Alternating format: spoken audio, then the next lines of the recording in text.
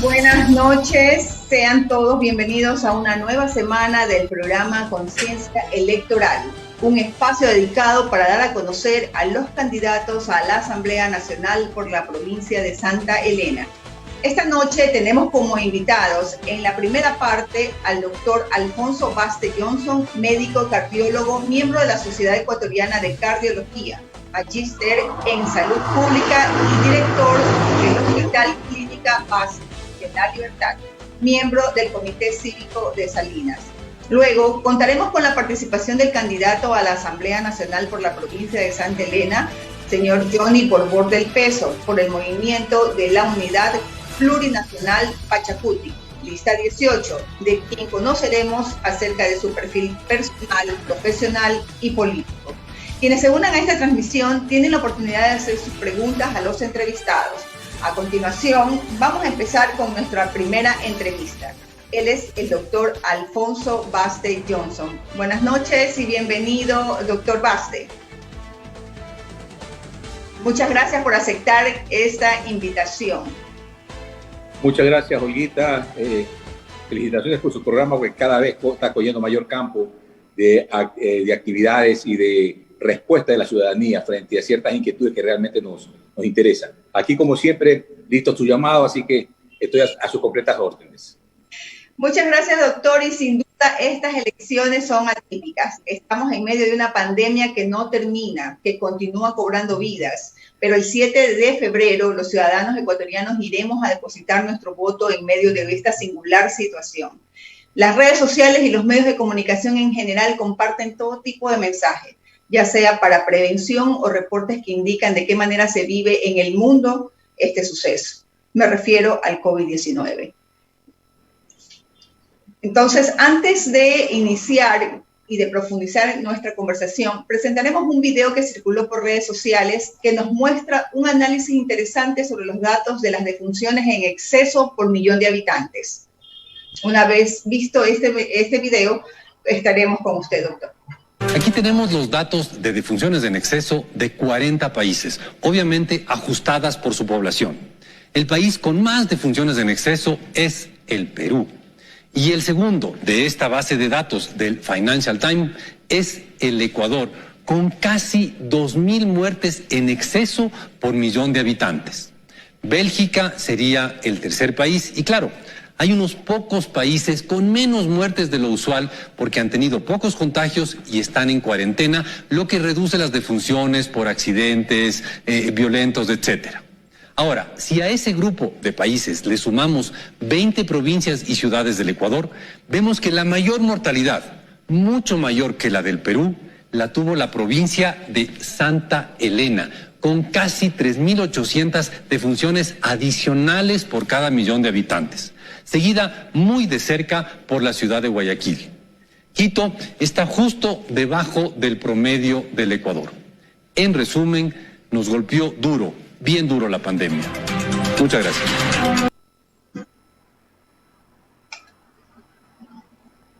Y bueno, doctor. ¿Sí?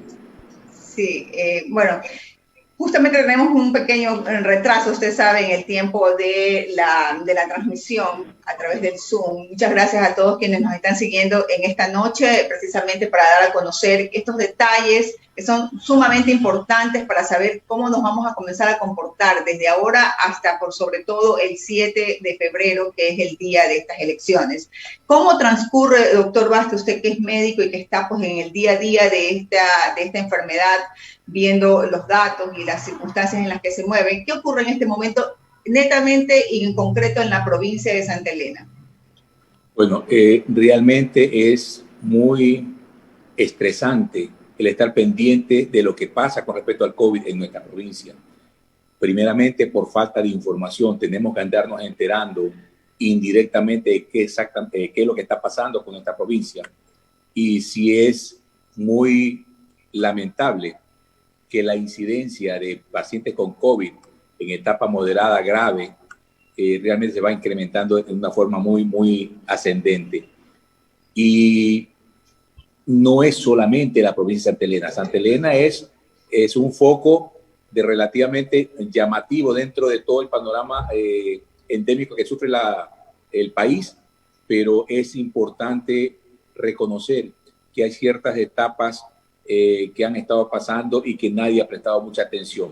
Por más que uno les insiste en los cuidados que se deben de hacer, mucha gente no le da la importancia necesaria, ni siquiera andan con tapabocas, así que peormente se van a andar lavando las manos, van a andar guardando distancia social, de tal manera que es producto del quimportismo que se tienen hasta las medidas básicas, elementales de bioseguridad que todo el mundo debería tener. Tenemos conocimiento, por ejemplo, que en el Centro de Salud Hospital de Colonche están completamente saturadas sus camas juntamente pacientes con COVID. Hay comunas en las que está la familia entera, está sumida en esta pandemia, y eso nos preocupa porque eso se puede salir de las manos a muy corto plazo. Estamos hablando de esta primera etapa que por ejemplo, en el Hospital del Sur del Seguro Social en Quito, ya hay indicaciones el día de ayer que ya han cubierto el 100% de su capacidad en la sala de cuidado intensivo, es decir, no hay cama para más pacientes. Inclusive estaban comentando de que el área de cafetería que ellos tenían la han tenido que habilitar y poner camas para atender a pacientes, por lo menos para darle oxígeno, de tal manera de que de alguna u otra forma apoyen a esta gente que no tienen más para dónde ir.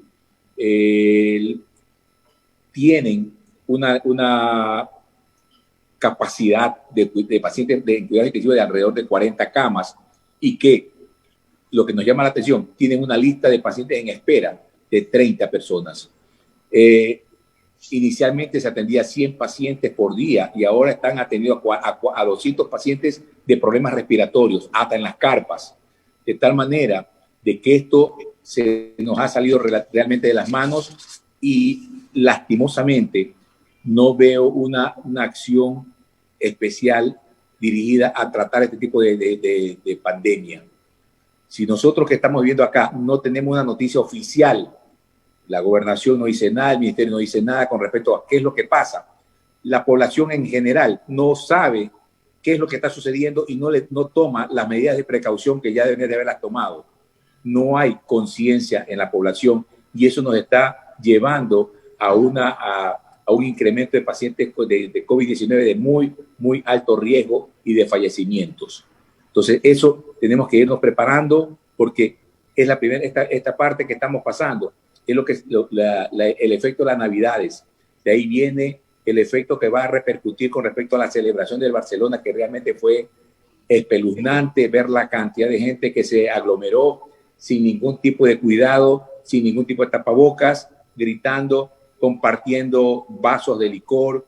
Entonces, ese es un gran porcentaje de pacientes que van a llenar la sala de cuidados intensivos.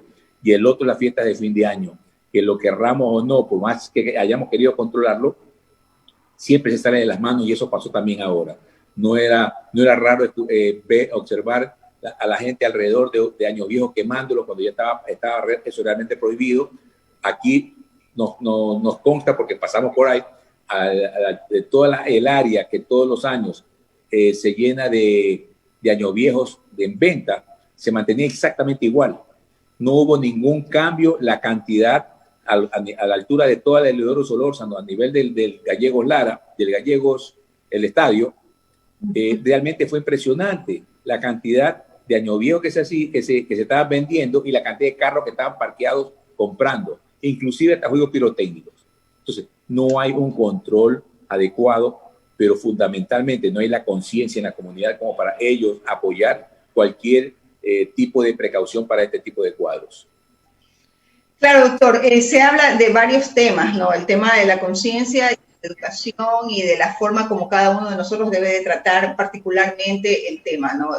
Ya sabemos que es un tema de lavarse las manos, de tener distanciamiento, no salir si no es necesario, pero para quienes no están en el, digamos, en el trabajo, en el día a día, pero hay personas que tienen que salir, que tienen que hacerlo, pero a lo mejor no están tomando todas las previsiones, precisamente porque la información de este tema o sobre la pandemia ya dejó de ser el tema del día a día, ¿no? En inicio, desde marzo hasta agosto, septiembre, pues era un reporte diario que había, que tampoco no era un tema en el cual contribuía mucho, porque la gente de una u otra manera también se asustaba, y aún así no tomaba las medidas. Ahora, estando acá en la provincia y estando aquí en Santa Elena, por ejemplo, mire usted que para fin de año pues se evitó el que las personas aún no vengan el fin de año, o al menos no hagan lo que se hacía en los últimos tiempos, ¿no? Dentro de la provincia y sobre todo en Salinas,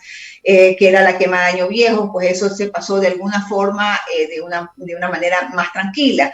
Pero ya la siguiente, ya para el fin de semana, ya usted vio un repunte de personas que llegaron a la playa, porque es la temporada. Acuérdese que en el tiempo de la temporada de verano en Europa, pues se activó todos los espacios y la gente también salió a las playas, y de hecho, de alguna manera, parte de lo que ocurre en este momento en Europa, que está cerrado en algunos casos, es precisamente porque no hubo esas previsiones de parte de quien hacía pues uso de los espacios públicos. En el caso de Santa Elena y de Salinas, sobre todo, hay esa situación de que la temporada en toda la provincia están llegando personas de todo el país, ¿no? Eso sumado a lo que luego tenemos que pasar, que es la movilización de las personas, no solamente hacia Santa Elena, sino de Santa Elena hacia cualquier región del país, es una de las preocupaciones que se tiene como ciudadanos, porque ¿cuál va a ser entonces la manera, la metodología? ¿Usted cómo ha visto en torno al tema de las elecciones, por ejemplo, qué tipo de acción se está tomando para evitar que en un momento determinado la gente incurra en estas fallas y que al final las elecciones provoquen un nuevo repunte? Bueno, ya tenemos ciertas disposiciones que se han dado a nivel del CNE, en el sentido de que ya los espacios en donde están las mesas del sufragio van a tener las distancias adecuadas para evitar la aglomeración. El personal va a andar con ropa de bioseguridad, con mascarilla, inclusive con una máscara facial para las personas que están ahí trabajando. Va a entrar solamente una sola persona al recinto electoral. O sea, la persona que va a votar, afuera ya no van a haber vendedores ambulantes. Lo que sí vi es que van a permitir que se mantengan todavía los que plastican los documentos, es lo único. De ahí vendedores ambulantes no van a permitir en absoluto. Y eso me parece una gran medida, porque eso es lo que se congestiona a la gente comiendo, bebiendo, tomando helado, lo que sea. De alguna u otra forma van a evitar esa situación. O sea que medidas hay. El asunto es que la gente las respete y las siga al pie de la letra. Si es así, creo que se están tomando ciertas medidas, inclusive va a haber alcohol y gel para todo el que entre al área del sufragio. O sea, disposiciones están hechas. El hecho ahora es que la gente respete esas disposiciones y las siga al pie de la letra para que no haya complicaciones más en el futuro. Usted nos pasó un cuadro en torno al tema de la evolución, me imagino, de la enfermedad, ¿verdad? Sí. Me gustaría de pronto, porque eso es importante, hay mucha gente que está muy confiada en un momento dado con los resultados que se tienen del PCR y les he comentado algunos de ellos, porque ellos piensan que si les salió ya el PCR negativo, ya no tienen ningún problema y pueden hacer de su vida lo que les da la gana, y eso no es así. De acuerdo al cuadro que les he enseñado, nosotros ahí vemos la carga viral contra los días y podemos visualizar que del 0 al 5º día, del momento en que hay el contacto, no estoy hablando del contagio, el contacto con la persona que tiene el virus, es un periodo de incubación. Ese periodo de incubación dura más o menos de 0 a 5 días. Es un periodo que el paciente no tiene ningún síntoma. Y si no tiene síntomas, pues lógicamente no va a tomar ninguna precaución y va a andar contagiando a todo el mundo porque es la etapa justamente de contagio. Y si se hace el examen, que es lo que justamente lo que hago hincapié en este momento, si se hace el examen del PCR nasofaringeo, va a encontrar que le sale negativo. Y eso va a complicar las cosas porque si un paciente contagioso que es positivo con respecto a carga viral, va a estar contagiando muy confiado, así, yendo a reuniones familiares, visitando ancianos, visitando niños, y podría él estar contagiando a muchísima gente que podría fracasar de acuerdo a sus defensas. Ahora, en ese mismo cuadro está incluido del 5º al 10º día, que es realmente donde comienza ya a tomar cuerpo la enfermedad, comienza a dar síntomas, en el caso de que el paciente sea sintomático. No nos olvidemos que hay pacientes que pasan toda la enfermedad contagiando sin síntomas. Estoy hablando de los pacientes que tienen síntomas, que le duele la cabeza, que le duele el cuerpo, que tienen dolor de garganta, que anda con tos, cualquier síntoma, fiebre elevada. Ya, ese paciente del 5º al 10º día, si se le hace un examen luego de haber estado en contacto con un paciente contagiado y que se haya contagiado él, le va a salir ahora sí una PCR positiva. Pero en este caso, si se hace una prueba rápida en sangre, le va a salir una IgM positivo. Es decir, nos va a indicar de que el proceso del COVID-19 está evolucionado en ese momento. Un paciente que está contagiado del coronavirus y que está contagiando a todo el que esté a su alrededor.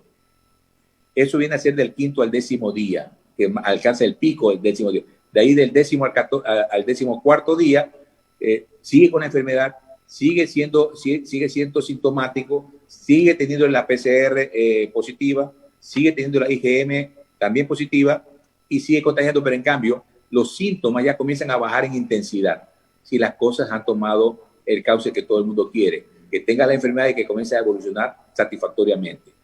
A partir del 14 al 21º día ya estamos en una etapa de recuperación, es decir, hemos pasado ya la etapa más dura, más difícil, más crítica del paciente y ya comienza a recuperarse. Aquí ya no sale la PCR negativa, la que se le hace el hisopado, ya te vuelve a salir negativa porque ya no hay un proceso inflamatorio que nos indique que ahí está frente a un cuadro infeccioso.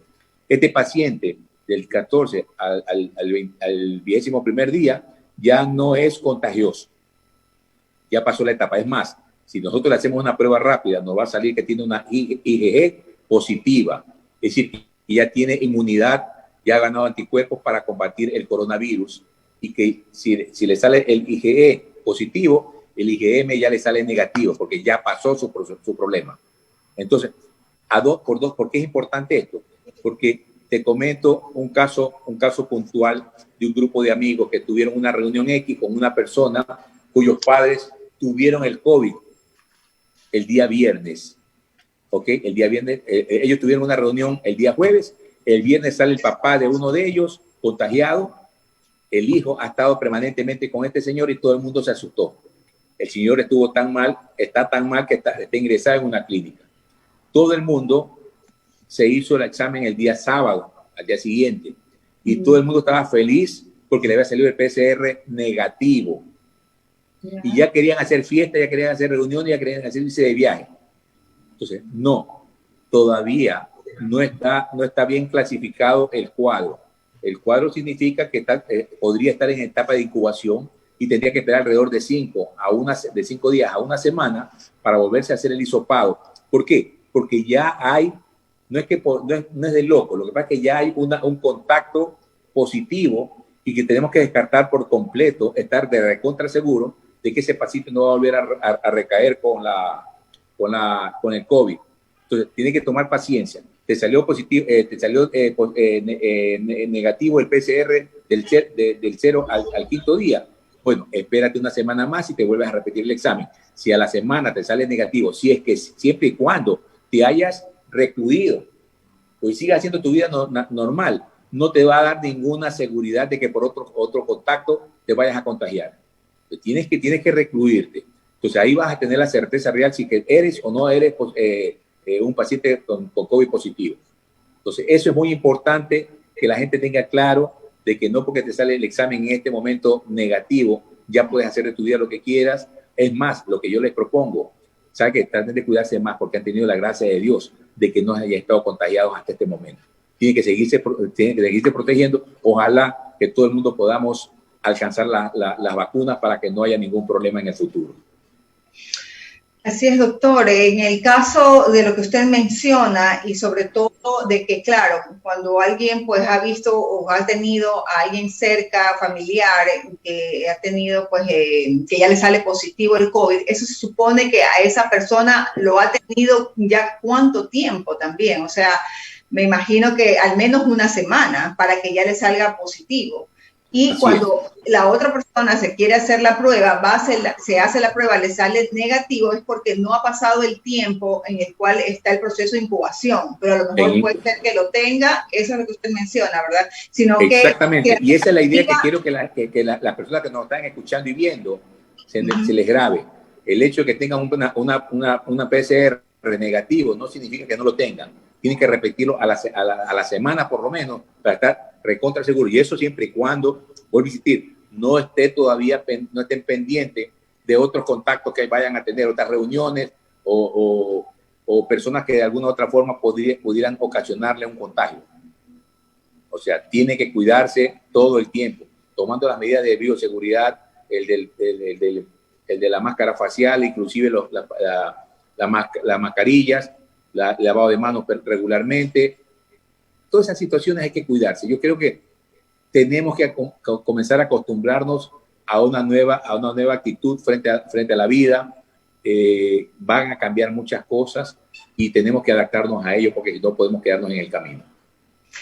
Doctor, dicen que en 21 días se cambia un hábito de una persona y tiene pues una nueva actitud frente a las cosas que va viviendo. Sin embargo, vemos que es difícil cambiar esos hábitos que se ha venido teniendo en torno a, sobre todo, el que no nos gusta al parecer es que nos digan qué hacer. Ese es uno de los temas que parece que repercuten mucho luego pues en lo que está ocurriendo en este momento. Y digo esto porque ahora con lo que viene precisamente la temporada de playa y viene el hecho de que las personas llegan hacia la provincia y sabemos, doctor, que a nivel del país y del mundo una de las situaciones que nos golpea aparte de la pandemia es la parte económica, ¿no? Que hay que ver de alguna manera cómo se reactiva esta parte económica. Sin embargo, todavía vemos que las personas no cobran esa conciencia en torno a lo que está ocurriendo en torno a la pandemia. Ahora, el día, y yo insisto y recalco del tema del 7 de febrero, porque va a ser toda una movilización, ¿no? Va a ser toda una movilización de personas, ya les digo, de una ciudad a otra, de una provincia a otra, de un lugar a otro en donde puede darse estos casos. Yo hasta este momento ya voy viendo de personas que por obvias circunstancias me mencionan que sus familiares ya tienen COVID. ¿No? He visto y es real, porque a veces uno cuando no escucha o no está mirando lo que está aconteciendo, pues uno no cree, ¿no? Dentro del entorno que usted tiene en pacientes y eso, ¿ha podido palpar también esa realidad que estamos viviendo? Por supuesto, justamente en eso baso lo que le estoy comentando ahora, que hay mucha gente confiada que por desconocimiento del proceso del COVID comete errores y esos errores hacen que cometan algunas inconsistencias en su actividad diaria y vayan a complicarse la vida. Yo creo que es muy importante que asumamos ese grado de responsabilidad. He visto casi de una forma escalofriante cómo en Quito han hecho batidas en ciertos lugares donde se han reunido gente a jugar vóley, el famoso vóley, ecuavóley, y la gente reclamaba de una forma muy agresiva de que por qué le suspendían la actividad deportiva.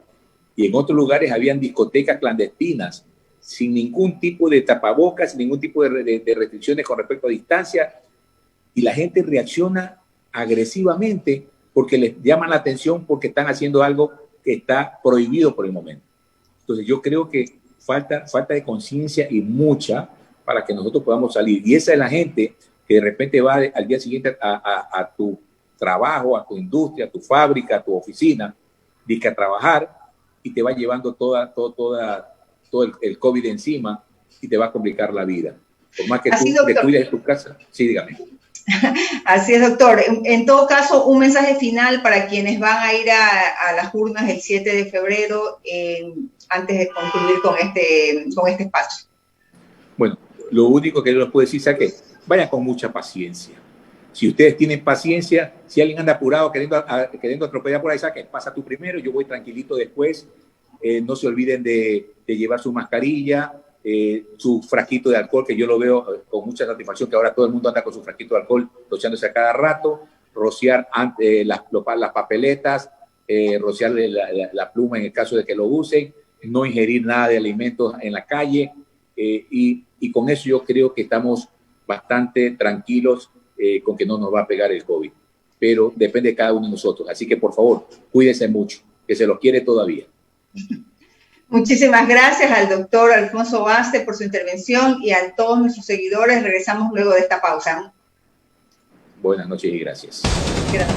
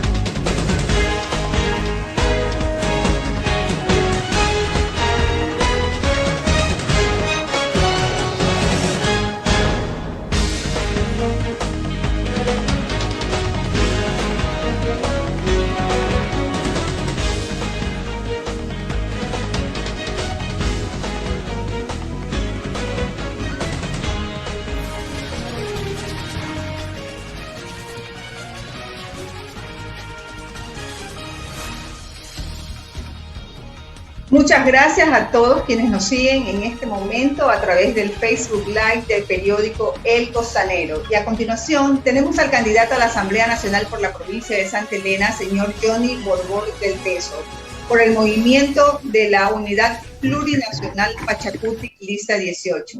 de quien conoceremos acerca de su perfil personal, profesional y político. Bienvenido, buenas noches. Hola, buenas noches, mi estimada Olga. No sé si me escuchan, no sé si de pronto tenga sonido.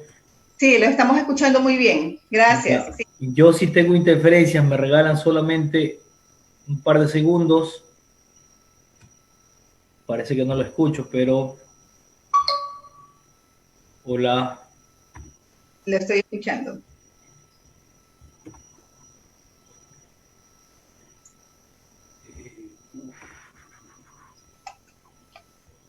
Parece que tengo un problema de sonido. ¿Usted me escucha a mí? Ya, correcto, ahí estamos, mi estimada Olga. Qué gusto saludarlos, qué gusto estar en este interesante programa Conciencia Electoral. Y bueno, un abrazo a todo el país y un abrazo a todos los peninsulares que hoy en día nos escuchan por estos importantes medios de comunicación. Gracias por la invitación. Muy amable, muchísimas gracias a usted. Queríamos un poco conocer precisamente de usted, de Johnny Borbor, quién es y cómo así está incursionando en este momento. Pero antes, primero la parte personal. ¿Quién es y qué es en dónde ha estado todo este tiempo? Johnny Borbor, bueno, un peninsular, 39 años de edad, hijo, padre, esposo peninsular. He estado toda mi vida desde los 12 años de edad inmerso en el tema socioeconómico de nuestra provincia. De hecho, desde los 12 años de edad he venido ejerciendo el comercio en esta provincia y eso ha permitido de que Johnny Borbor conozca muchas realidades en cuanto a tema económico, en cuanto a tema de turismo, en cuanto a tema de la educación y, por qué no decirlo, en cuanto a temas de seguridad. Es por esa de las razones por las cuales Johnny Borbor ha estado, digamos que tras bastidores o detrás del telón, viendo las circunstancias que ha vivido nuestra provincia de Santa Elena y, por qué no decirlo, nuestro país entero. Quien habla ha estado, digamos que debajo del telón o detrás del telón, viendo cómo se ha manejado la provincia como tal. A tal punto de que es la primera intervención, mi estimada Olga, es la primera intervención como político en la vida política de la península. A mis 39 años he tenido, obviamente, varias invitaciones de partidos y movimientos políticos de la provincia, porque siempre Johnny Borbor ha estado, por qué no decirlo, luchando por temas sociopolíticos de la provincia. Yo recuerdo con mucha claridad que la península como tal ha tenido dentro de los gobiernos anteriores que alzar la mano por proyectos que se han querido implementar dentro de la provincia. Y esos proyectos que se han querido implementar dentro de la provincia han sido en materia de transportación. Recuerdo muy claramente el tema de la implementación de las tarjetas electrónicas que se quiso implementar dentro de la provincia de Santa Elena y por el cual un grupo de ciudadanos, más no políticos hasta esa fecha, sino un grupo de ciudadanos alzamos la mano y le indicamos al gobierno de el señor que hoy en día está prófugo de la justicia en este país, que ese proyecto de las famosas tarjetas electrónicas iba a obstaculizar o iba a limitar la libre movilidad del peninsular. Tanto así, mi estimada Olga, recuerdo con claridad meridiana que aquel joven que iba a su colegio, que aquel anciano o aquella persona de la tercera edad que quería trasladarse de la ciudad de Santa Elena a cualquier comuna y que no tenía esa tarjeta electrónica, lamentablemente no le permitían la movilidad. Y así, son cosas, son circunstancias que, como le digo, a Johnny Borbor le han permitido algún rato alzar la mano hasta en los gobiernos más poderosos, por decirlo así, en los últimos tiempos de este país. Nos ha tocado alzar la mano y hemos dicho, hey, con la provincia de Santa Elena no se puede implementar esos proyectos porque iban a lastimar de una u otra manera a la economía de esta provincia. Y ahí quiero puntualizar algo, estimada Olga. Nosotros los peninsulares, antes de esos proyectos que se implementaron en la provincia de Santa Elena, pagábamos un valor de 25 centavos la movilidad internamente o interprovincial.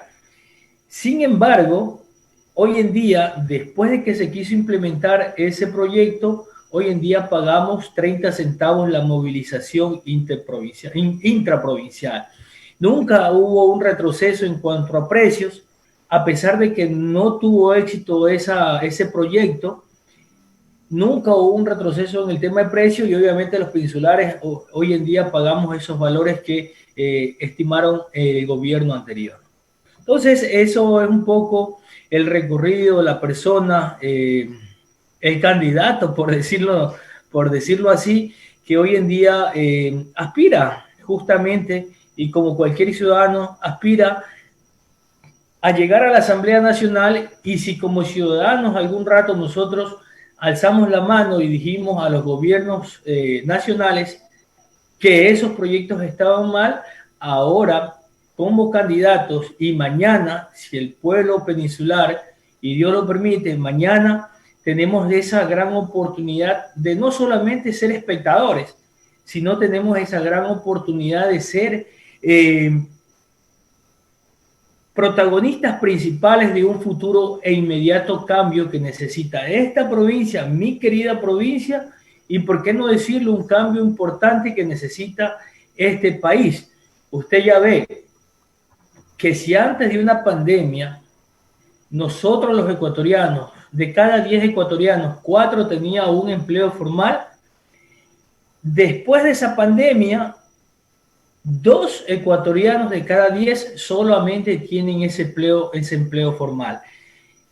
Es decir que no es que por la pandemia estamos o tenemos este estatus económico, sino más bien la pandemia desnudó un poco todo lo que se venía haciendo en estas décadas administradas por políticos que toda su vida han estado queriendo tener estas posiciones, y por un grupo de gente que hoy en día usted lo ve, mi estimada Olga, en los medios de comunicación, usted que es periodista, por un grupo de políticos que usted ve que el uno fuga para México, el otro fuga para Argentina y el otro se va para Bélgica. Entonces, ese grupo de personas algún rato tiene que responder a la ciudadanía del Ecuador.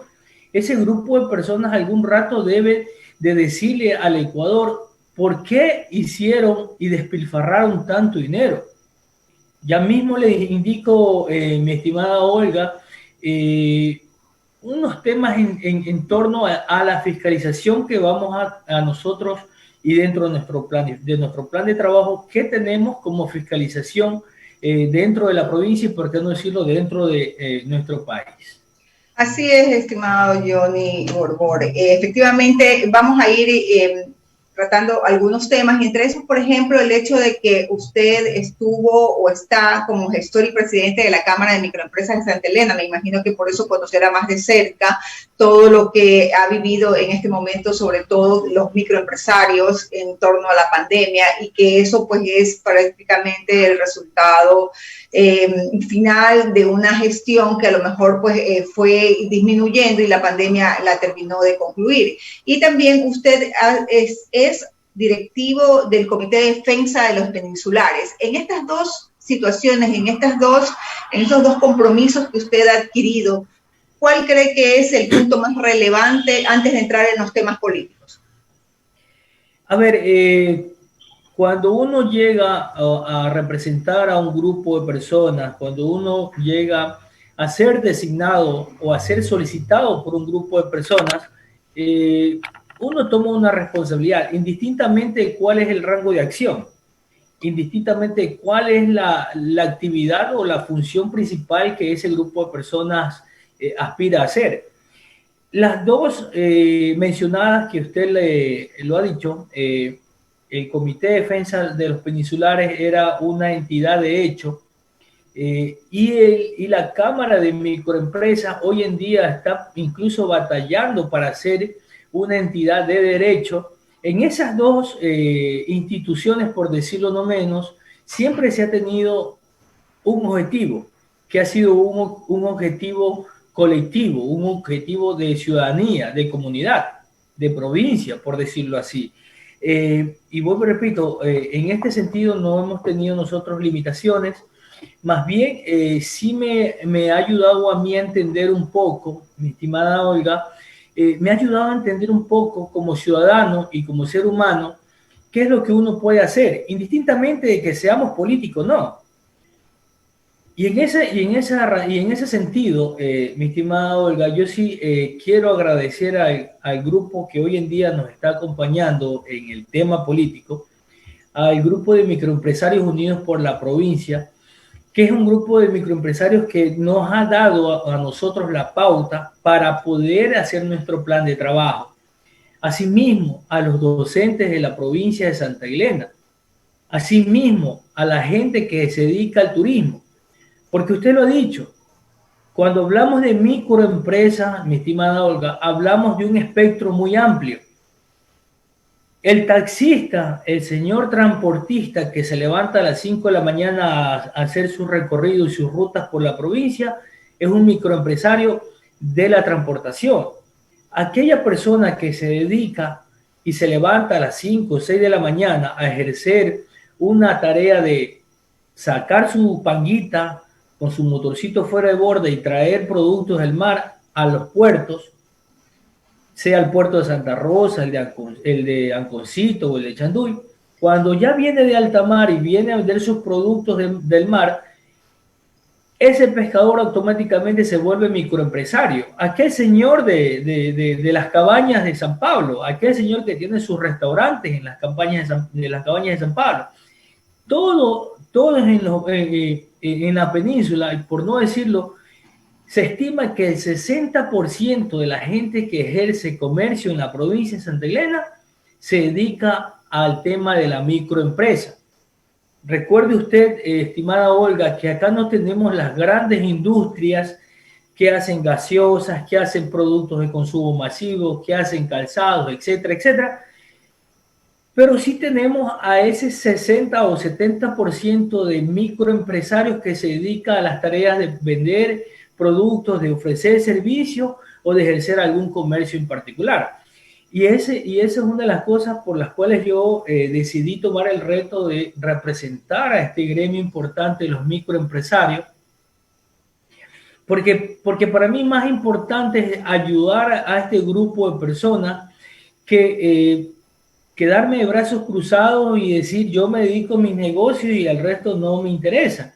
Al contrario, cuando me invitaron a mí a ser parte y a ser presidente provisional de la Cámara de Microempresas, yo dije, ok,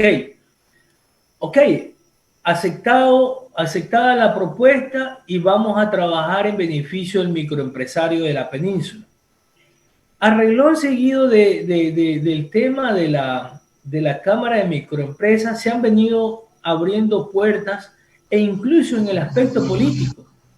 Antes de poder aceptar una candidatura por parte de Pachacuti, sí tuve oportunidades de ingresar incluso a otros movimientos y partidos políticos provinciales. Es decir, partidos políticos de mi provincia.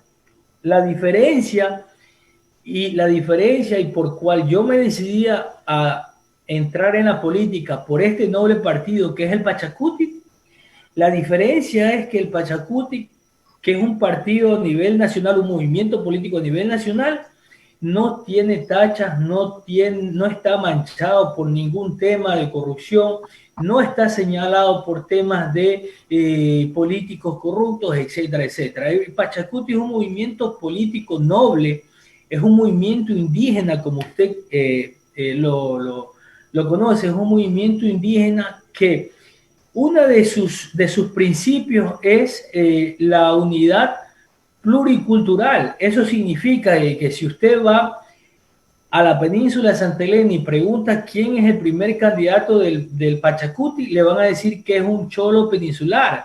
le van a decir que es un cholito de la provincia de Santa Elena de apellido Borbor.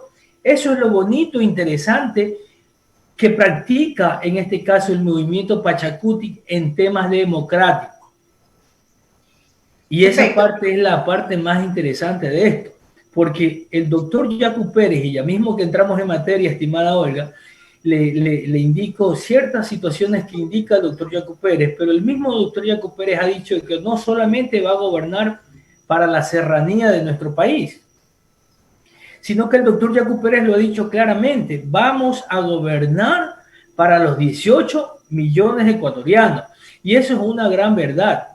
Estamos hablando de un doctor con 4 especialidades en maestrías, estamos hablando de un doctor en leyes, estamos hablando de una persona que ha venido de menos a más, estamos hablando de un ser humano que se ha preocupado por el agua. En toda la vida política de este país, estimada Olga, no ha habido un político que se preocupe por nuestro futuro, por nuestras generaciones. Porque hoy en día, si usted puede ver los medios de comunicación y las noticias, ya hay provincias en este país que sufren escasez de agua. Pero el doctor Yacu Pérez lo ha dicho, vamos a trabajar muy minuciosamente en el tema del agua. ¿Y por qué no decirlo? Esa es una de las cosas por las cuales alzo la cabeza y digo orgullosamente que soy el primer candidato de Pachacutic en la provincia de Santa Elena de el candidato a presidente, el doctor Yacu Pérez Guartambela. Perfecto. Para entrar un poco en materia de política, precisamente, vamos a revisar el cuadro que hemos preparado de los candidatos del movimiento de unidad plurinacional Pachacutic Lista 18.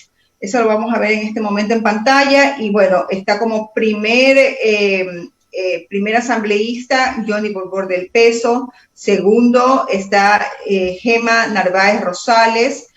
Como tercero principal está Félix Borbor.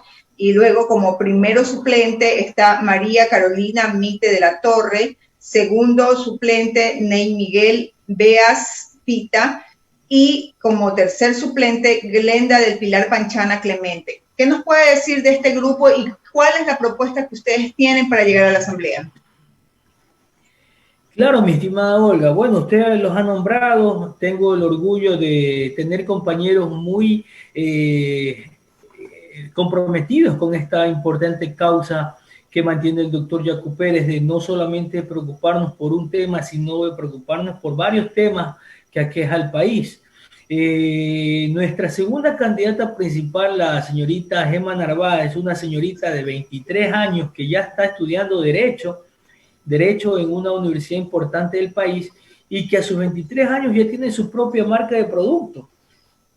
Y eso es interesante conocerlo, porque a los 23 años de edad tenemos un gran futuro por parte de nuestra compañerita Gema Narváez, una señorita, vuelvo y repito, que estudia Derecho y que ya mueve sus propios negocios. También de la misma forma, mi estimada Olga, tenemos esa experiencia que contribuye muchísimo a que estos candidatos del Pachacutic en la provincia de Santa Elena se puedan desenvolver. Tenemos como nuestro tercer candidato principal al futuro abogado, el amigo comunero Félix Borbor. Él vive en la comunidad de Valdivia. Él ejerce sus funciones de productor de calzado. Él hace calzados para otras provincias e incluso me contaba algún rato, Félix, de que él hace calzados que se los llevan a otras partes del país. Entonces son situaciones de que tenemos dentro de las filas del Pachacutic candidatos en temas microempresariales, candidatas que se preocupan por el tema de la juventud. A sus 23 años, Gema ya está actuando políticamente y eso habla muy bien por nuestras filas de candidatos. Y por tercero, por qué no decirlo, la experiencia es importantísima por la cual tenemos a Félix Borbor, un comunero que aporta muchísimo con sus comunidades de San Pedro, de Valdivia, de Sinchal, de Barcelona, de Loma Alta, que son comunas importantísimas en temas de producción de calzado, en temas de producción agrícola. el mejor limón del país sale de Sinchal, Valdivia y Barcelona. Tenemos el orgullo de decir que de nuestras tierras peninsulares salen productos muy conocidos y famosos en todo el país. Y esa es lo bonito de tener y de compartir con estas grandes personas, y eso es lo bonito de ser parte de este grupo importante del Pachacuti. Quiero enviar un saludo afectuoso a Carolina Mite, a Judith Zambrano, que son las directoras provinciales del Pachacuti en la provincia, y que obviamente hemos aglutinado un grupo importante de frentes de docentes, de frentes juveniles, y sobre todas las cosas de estos compañeros microempresarios que son los que nos dan ese feedback para poder tener los insumos que podemos nosotros darle a los medios de comunicación en materia socioeconómica. Yo le escuchaba hace un momento a usted hablar con el doctor Alfonso Vázquez. Usted decía que la península, ¿cómo estará la parte económica de la península? La península es una tierra que tiene un mercado flotante, que tiene un consumidor flotante, o golondrina, como lo llamamos nosotros en materia comercial. Tenemos un mercado flotante de que obviamente después de pandemia, imaginémonos, estimada Olga, cómo estamos los peninsulares que nos dedicamos al turismo, cómo estamos los peninsulares que nos dedicamos al comercio, a la pesca, a la agricultura, donde aquí mismo en la península usted hacía y sacaba su cosecha de limón y les vendía a las cevicherías. Todo eso tenemos que ir revisando por temas de reactivación económica. El doctor Yacu Pérez tiene un plan interesantísimo, y yo recuerdo claramente, estimada Olga, que cuando estuvimos en la ciudad de Cuenca, previos a aceptar la candidatura de asambleísta por Santa Elena, estuvimos con un grupo de microempresarios y le indicamos al doctor Yacu Pérez nuestras realidades como microempresarios. Le decíamos, doctor Yacu Pérez, nosotros necesitamos que usted nos ayude con ciertos temas a nosotros los microempresarios. Y de ahí estimamos nosotros que de ahí salió incluso el tema de revisar y de regular las tasas de intereses de los bancos. Y de ahí salió el tema de generar leyes importantes en materias de reactivación, pero sobre todas las cosas de esas conversaciones salieron que tenemos que, como prioridad en nuestra planificación de trabajo, generar leyes que permitan el derecho de crédito financiero a personas que después de una pandemia no ha podido tener ese factor económico para poder cumplir con una institución financiera y que hoy en día ya se encuentran en el central de riesgo. Entonces han sido temas importantísimos que los hemos topado de manera personal con el doctor Yacu Pérez, y él nos ha dicho muy claramente: yo no soy esquivo a lo que pasa en la provincia de Santa Elena, pero sobre todas las cosas yo no soy esquivo a lo que pasa en el país entero. Por esa razón él tomaba nota, y lo recuerdo con claridad, él tomaba nota de cada observación que hacíamos nosotros como personas. Y hoy en día él la dice públicamente: vamos a trabajar en la reducción de tasas de interés, que son prioridades de parte del gobierno del doctor Yacu Pérez. Entonces, eso es, mi estimada Olga, un poco recapitulando de manera superficial las planificaciones que nosotros tenemos como candidatos asambleístas, por sobre todas las cosas, como el grupo de trabajo del doctor Yacu Pérez. El doctor Yacu Pérez es un hombre muy abierto a las perspectivas que nosotros tenemos dentro de nuestros territorios, y por qué no decirlo, estamos 100% metidos en este proyecto porque tenemos la certeza de que, aunque no tengamos esas chequeras voluptuosas de dinero para hacer unas megas campañas, tenemos ese corazón enorme y fuerte para poder ejercer una campaña con el mayor alcance dentro de nuestros territorios, y en mi caso, dentro de la provincia de Santa Elena. Precisamente en temas de campaña y de cómo están llevando ustedes el mensaje dentro de la provincia, ¿cuáles son los mecanismos que han utilizado para poder hacer que esto pues no se convierta posteriormente a la llegada a lo mejor de recorridos o de personas que siguen a la lista y movimiento de ustedes, que no se convierta en un problema luego pues por el tema del COVID. Usted sabe que estas elecciones tienen esa particularidad, ¿no? El hecho de que hay que cuidar precisamente la salud de quienes están en el entorno. Por supuesto, mi estimada Olga, nosotros tenemos la conciencia de hacer una campaña, obviamente precautelando la salud de todos los peninsulares.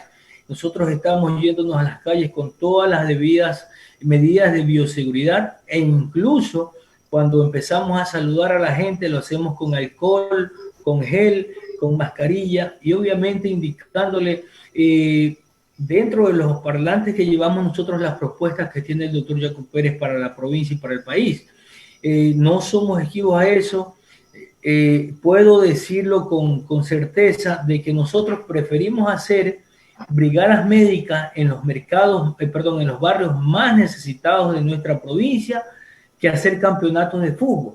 Yo fui seleccionado de fútbol, mi estimada Olga.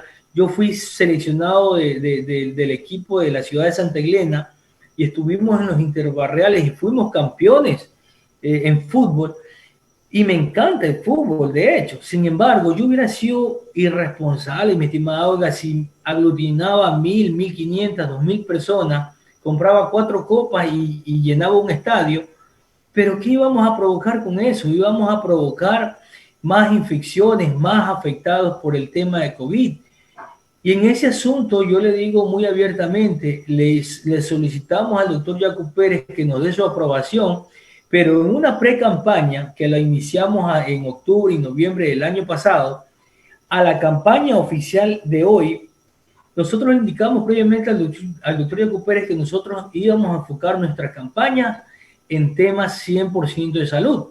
Y ahí usted puede ver las brigadas médicas en los barrios del Cantón La Libertad, en los barrios del Cantón Salinas, en los barrios de Santa Elena, y por qué no decirlo, hace poco estuvimos en parte de las comunas importantes de nuestra provincia, y un saludo afectuoso a la gente de Valdivia, Sinchal, Barcelona, que nos abrió las manos, que nos abrió los brazos para decirnos, ustedes van a hacer brigadas médicas, aquí nosotros les prestamos una sede, aquí nosotros les prestamos una sala de eventos, y con ese trabajo en conjunto, nosotros hemos podido llevar vitaminas, nosotros hemos podido llevar pruebas COVID, porque para nosotros es más importante hacer este tipo de actividades de manera responsable, aunque no ganemos tantos votos ni armemos eventos que puedan costar muy bajos precios y poder infectar a más personas. En esa parte hemos sido muy responsables, estimada Olga, y agradezco muchísimo a los diferentes gremios y colectivos que nos han ayudado.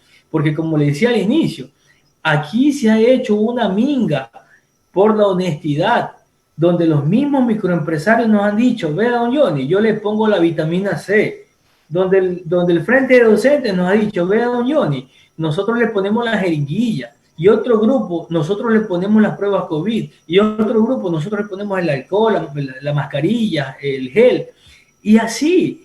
Porque de eso se trata, hacer una minga de la honestidad. Vuelvo y repito, nosotros no somos potentados, adinerados, ni somos hijos de padres ricos, ni tampoco somos hijos de banqueros para decir, aquí vamos a hacer esta campaña donde vamos a dar camiseta, donde vamos a poner una banda de músicos, etcétera, etcétera, porque realmente no lo tenemos. ¿Y sabe qué, mi estimada Olga? La cultura de la gente, esa manera que la gente a uno le recibe es lo que motiva a seguir trabajando. La gente nos ha dicho claramente, aquí en la provincia de Santa Elena han habido 2 o 3 apellidos que han manejado la provincia de Santa Elena, y así como en grandes ciudades como Guayaquil y como otras partes del país, aquí mismo en la península han habido 2 o 3 apellidos que han manejado la provincia. Y algunos de estos ciudadanos nos han dicho, qué bueno que un microempresario, que un docente, que un comunicador, que un maestro, que un comerciante se dedica a la política. ¿Para qué? Para sacar de una vez a toda esta gente que se ha enriquecido por la política. Y le digo así de manera muy sencilla, mi estimada Olga, es lo gratificante de hacer estas campañas con el corazón, pero sobre todo con la cabeza, pensando primero en la salud de la gente más que pensando en un voto que mañana pasado me pueda beneficiar. Eso sí sería totalmente irresponsable. Eso jamás. Primero, la salud de mis peninsulares.